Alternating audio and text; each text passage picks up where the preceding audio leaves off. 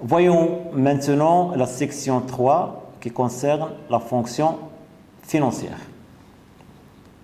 Comme introduction, je peux dire que le rôle de la fonction financière dans l'entreprise est d'une grande importance. Donc, quelle que soit sa taille, une entreprise ne peut pas fonctionner sans avoir une certaine visibilité parfaite sur ses finances et s'il n'est pas en bonne santé financière. Donc, cette fonction-là, elle joue plusieurs rôles.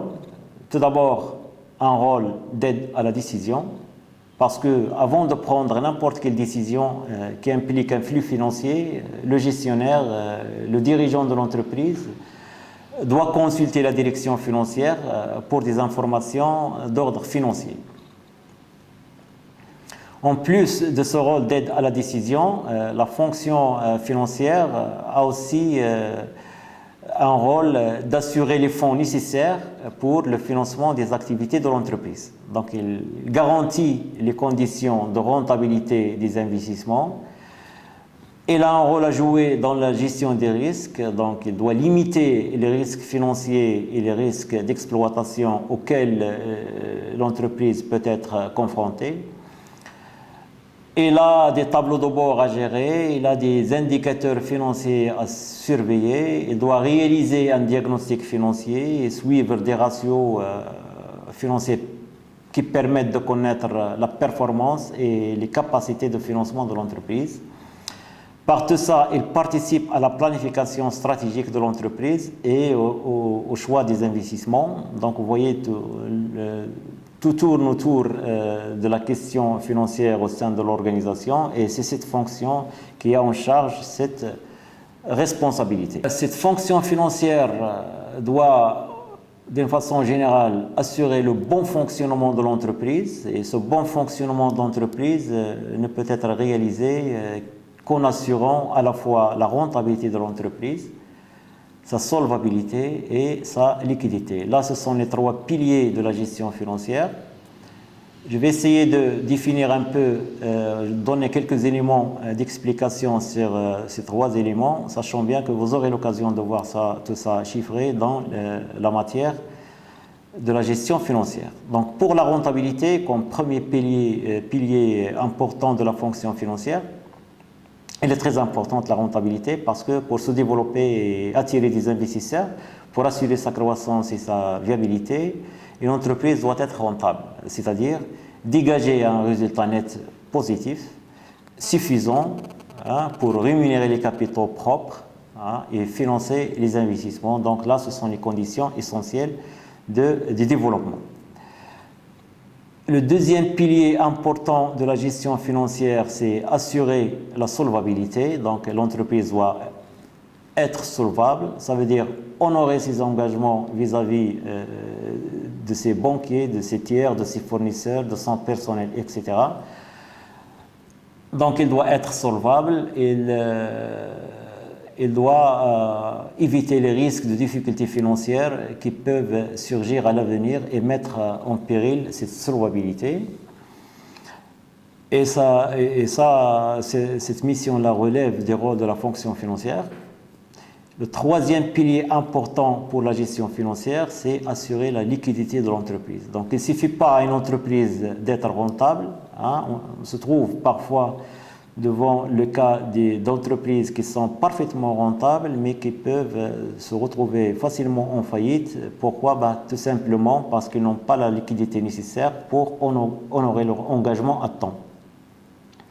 Donc, pour réaliser cette mission, la fonction financière doit en permanence évaluer et prévoir les besoins en financement de l'entreprise, mettre à la disposition de l'entreprise les ressources financières nécessaires à la couverture des besoins et surveiller en permanence son équilibre financier. Donc, vous voyez là l'importance un peu de cette fonction et de laquelle dépend la survie et la viabilité de l'entreprise.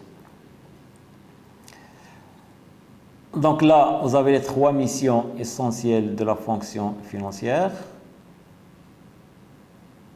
Voyons maintenant un peu en détail comment ces conditions vont être assurées par la fonction financière.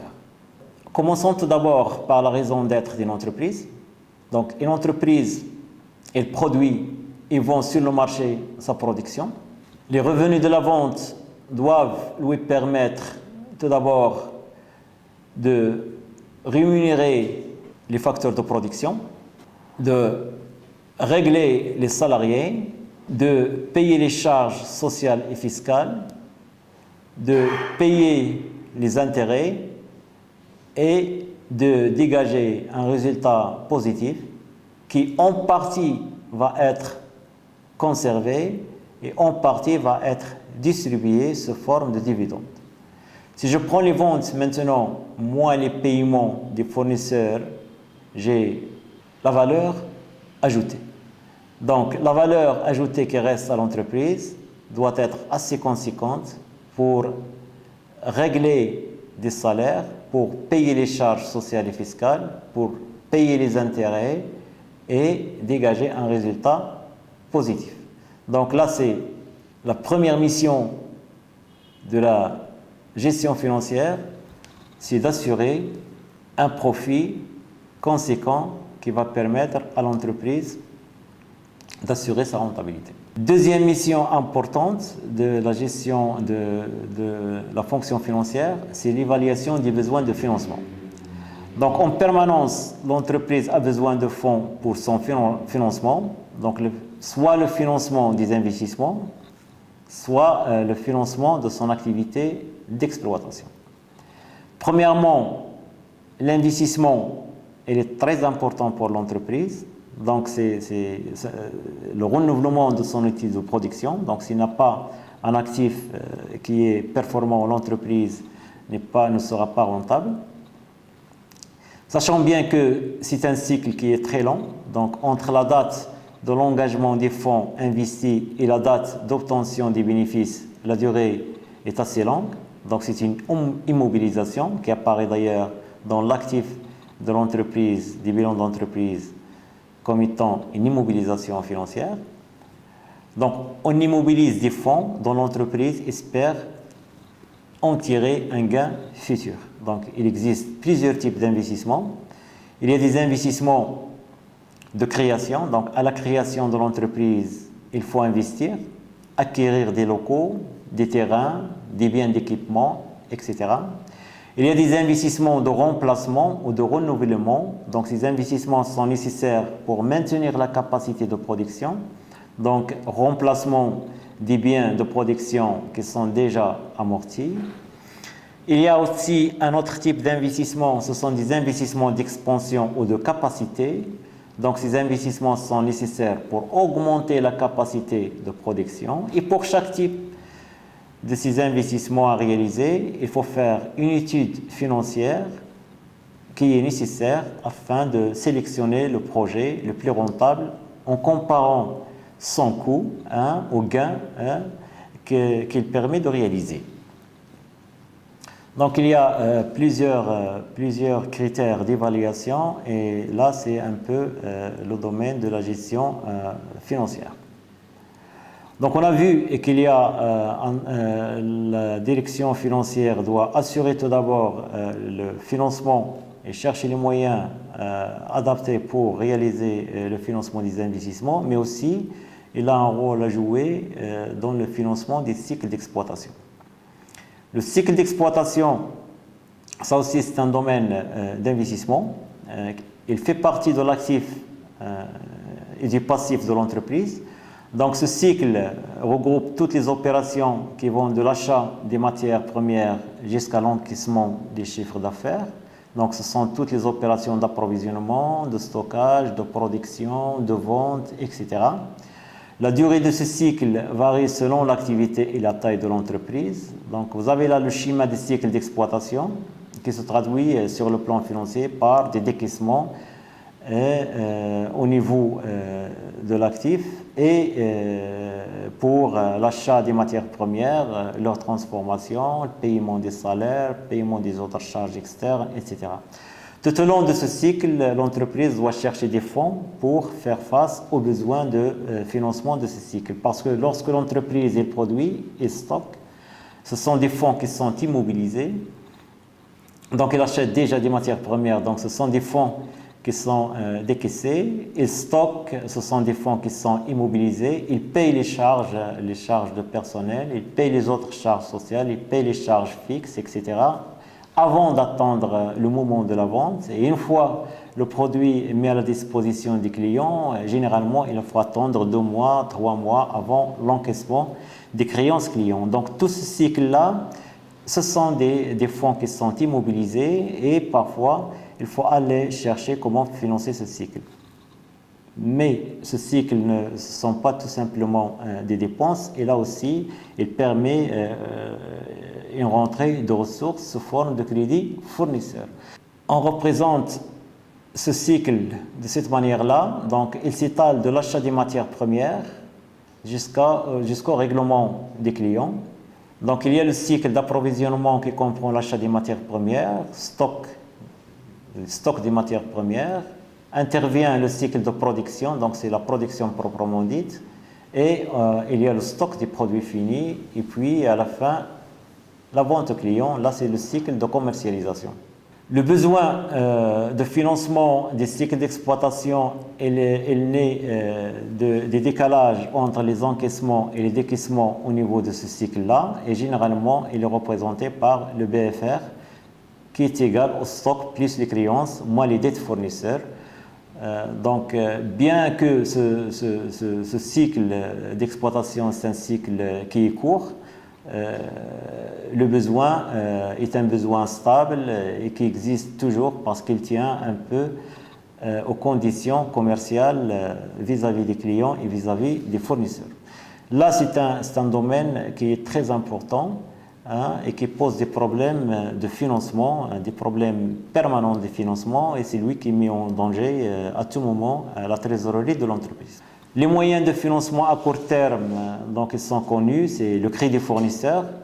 La direction, la fonction financière doit essayer d'obtenir des conditions vis-à-vis des fournisseurs qui soulagent un peu la trésorerie de l'entreprise, donc essayer de négocier les délais les plus longs, parce que c'est une ressource, et vis-à-vis des clients, essayer de réduire un peu la durée crédit client, chose qui n'est pas tout à fait évidente compte tenu de la concurrence qui existe.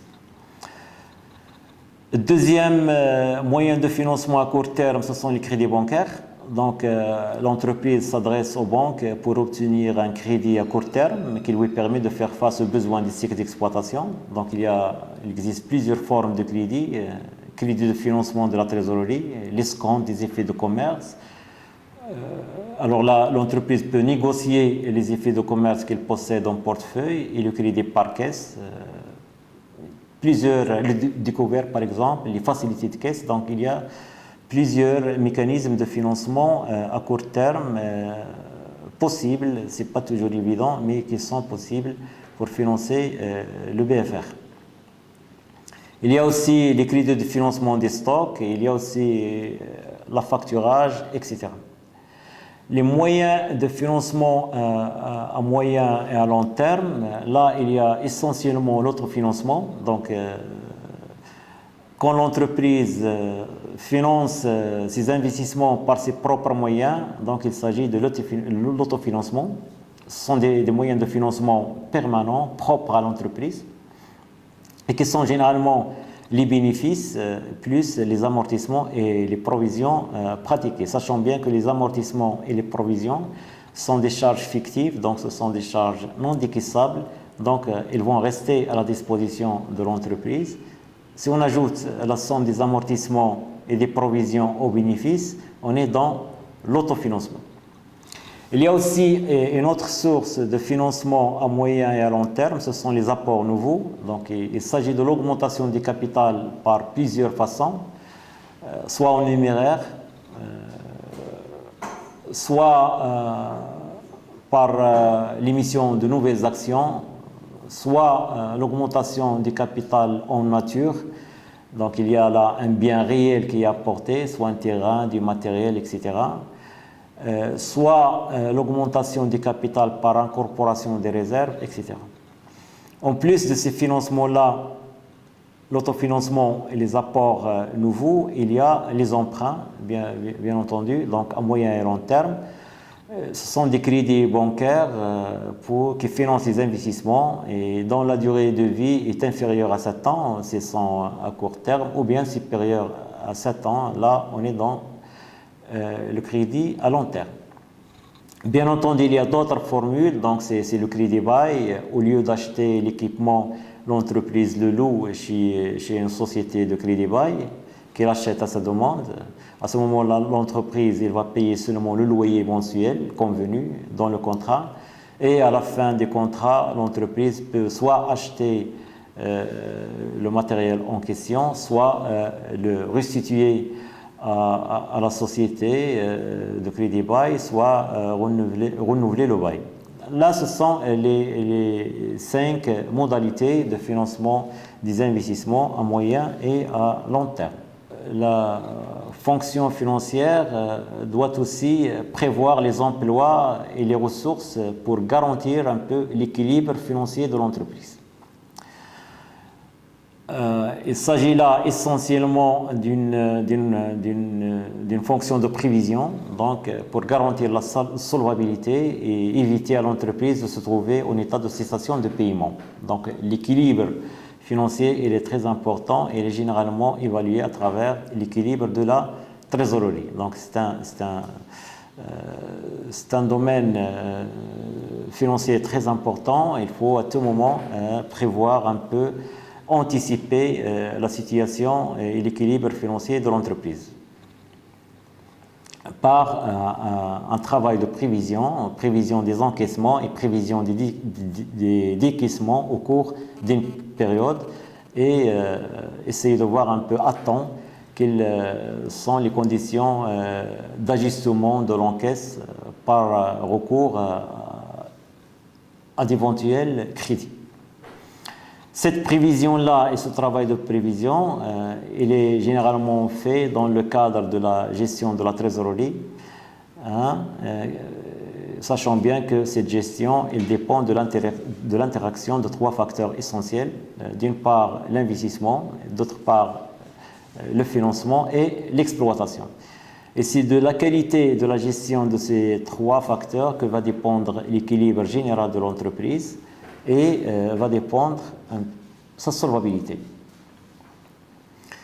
Donc, au sein de l'entreprise, il y a là 3 cycles importants. Donc, il y a un cycle, le cycle tout d'abord, c'est une suite d'opérations d'une même nature.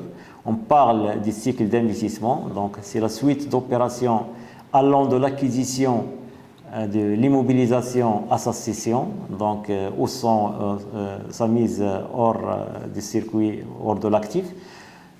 C'est un cycle de financement et c'est un cycle qui est plus ou moins lent, donc il est schématisé, comme vous le voyez là, sur l'actif immobilisé. Donc l'actif immobilisé d'un bilan, il schématise l'actif, le cycle d'investissement. Il y a aussi le cycle de financement. Là, le cycle de financement, il regroupe toutes les opérations allant de l'augmentation du capital ou bien de l'emprunt bancaire, le paiement des intérêts, le paiement du principal, etc. Donc, toutes les opérations qui concernent le financement. Dans le passif du bilan, il est schématisé par les capitaux permanents, donc les capitaux propres plus les capitaux assimilés et les dettes à long et moyen terme. Et enfin, il y a le cycle d'exploitation qui fait partie de l'actif et du passif circulant de l'entreprise. Donc, il regroupe toutes les opérations qui vont de l'achat des matières premières jusqu'à l'encaissement des chiffres d'affaires. Donc, les opérations d'approvisionnement, de production, de vente, de stockage. La durée de ce cycle de vie varie selon les activités et la taille de l'entreprise. Sur le bilan, il est schématisé par l'actif circulant et le passif circulant. Donc là, on est à cheval entre l'actif et le passif. Ça, c'est le cycle d'exploitation. Donc les 3 cycles importants, c'est cycle d'investissement schématisé par l'actif immobilisé, cycle de financement schématisé par les capitaux permanents et le cycle d'exploitation à cheval entre l'actif et le passif. De l'interaction de ces trois cycles, remarquez que là, il n'y a pas de trésorerie parce que tout simplement, c'est de l'interaction de ces trois cycles que dépend la trésorerie.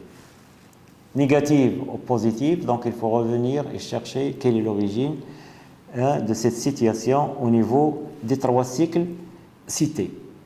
La différence entre les besoins des cycles d'exploitation qui sont l'achat des matières premières, le stockage des matières premières, la production, etc. Là, ce sont des besoins. Le décalage entre ces besoins et les ressources de financement dégagées par ce cycle. Les ressources dégagées par ce cycle sont essentiellement les dettes fournisseurs. Donc, le décalage entre besoins et ressources fait naître le besoin en fonds de roulement. Et ce besoin en fonds de roulement doit être financé soit par un excédent des capitaux permanents sur l'actif immobilisé, soit par d'autres moyens de crédit à court terme. Donc, ce besoin-là, c'est déjà un élément très important qui détermine la situation de la trésorerie.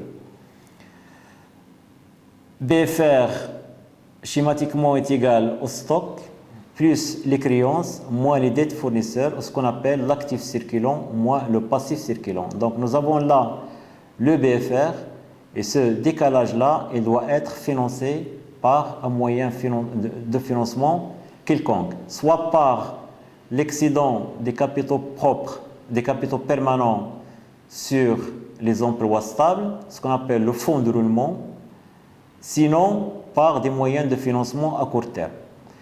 En tout cas, cette gestion de la trésorerie, comme le schématise le schéma là, comme le montre le schéma là, elle est très importante parce que de l'équilibre entre les dettes d'exploitation, les stocks et les créances, que dépend la trésorerie de l'entreprise et par là même sa solvabilité et son équilibre financier.